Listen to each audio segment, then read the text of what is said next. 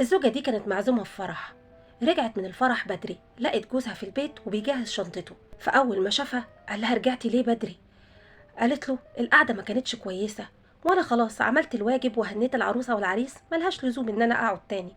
انت بتجهز شنطتك ليه؟ قال لها في الحقيقة كلموني في الشغل وقالوا لي ان انا لازم اسافر، عندي مأمورية مهمة هقعد فيها كام يوم. فمراته وقفت كده وسكتت، وبعدين قالت له طيب انا عاوزة احكي لك على حاجة حصلت، بس مش عاوزاك تزعل ولا تتضايق.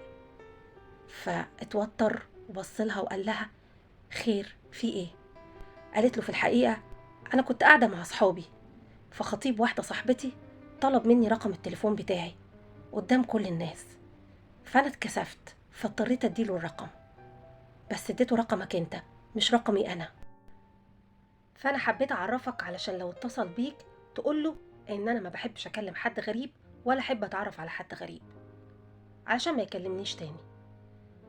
بصراحة انا استغربت جدا، هو عارف ان انا متجوزة بيطلب رقمي ليه؟ عاوز يكلمني في ايه؟ وبعدين انا ما بحبش اتكلم مع رجالة غريبة، وهتكلم معاه ليه؟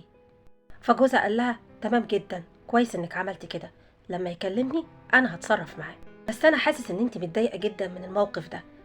قالت له ايوه طبعا متضايقه، هو اخد رقمي علشان يسال عليا، انا معرفوش عشان يسال عليا، ودايما الخيانه بتبدا بسؤال بسيط.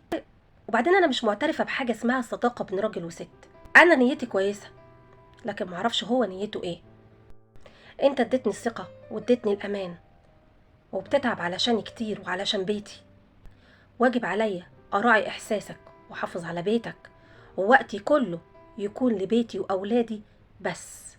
وفعلا تليفون جوزها رن، رقم غريب، فتح من غير ما يتكلم.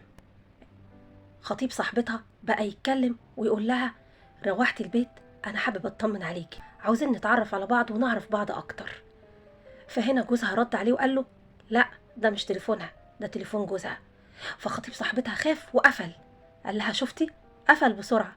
قالت له علشان نيته مش كويسة، وانا لازم انصح صاحبتي علشان تبقى تاخد بالها وتاخد حذرها منه. عرفت ان عندي حق، وان مفيش حاجة اسمها صداقة بين راجل وست.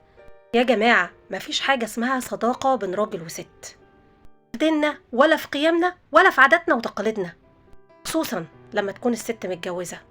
حافظوا على حدود ربنا بين الراجل والست، يا اما يكون حلال واضح يا اما بيكون فتنة مستترة وخراب بيوت.